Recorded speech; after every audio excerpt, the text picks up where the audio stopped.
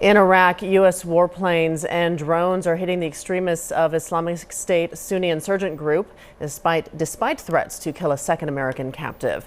The U.S. military launched a number of new airstrikes over Mosul. It is supporting Iraqi and Kurdish forces trying to make sure the city's dam stays in government control. The Islamic State extremist group had briefly captured the dam. We've been speaking to our correspondent Sean Calebs, who earlier arrived at the Mosul dam and managed to get a close-up look.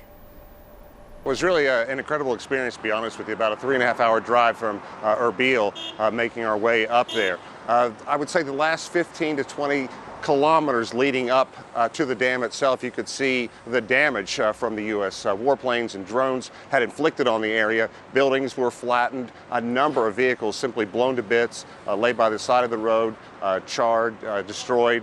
And as you move closer, you could see where fighting had clearly taken place in a number of buildings. There was damage from shrapnel, also small arms fire, holes in the ground that appeared to come from mortar. But once you got to the dam, it was an incredible sight. It really wasn't what I expected. The water was crystal blue, stunningly blue. It looked more like a vacation land than what you would find in the heart of a battle, but that's exactly what it was. And you really understand just why that area is so strategic, so important once you get up there with all the water, the electricity that comes out of the facility as well.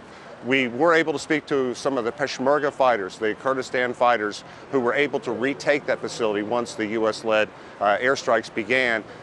Clearly, they were simply exhausted but elated, very proud that they had been able to drive ISIS or the Islamic State militants from that site. And we were able to talk to the commander, who was actually the son of the Kurdistan president. His name is Mansour Barzani, and when talking to him, he said that we have to regroup, and the focus now is going to be to, quote, break the back of the Islamic State.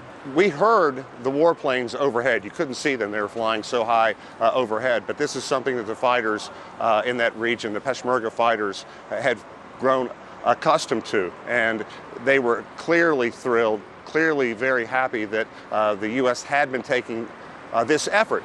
It was really what was necessary to dislodge the fighters, because the Peshmerga fighters are known as guerrilla fighters. They're used to fighting in the mountains, the hills around this area. If you get out into an open battlefield, they were simply overwhelmed by the military hardware that the Islamic State had, because they were able to capture so much that the U.S. left behind when they were here in 2011. The strikes have been very effective. They're moving closer to Mosul. Mosul was only about 20 kilometers from where we were, and we know that the heart of the Islamic State is right in that city at this time. The question is going to be, how do they root out those fighters that are clearly dug in to Mosul and other cities in the northern part of this country?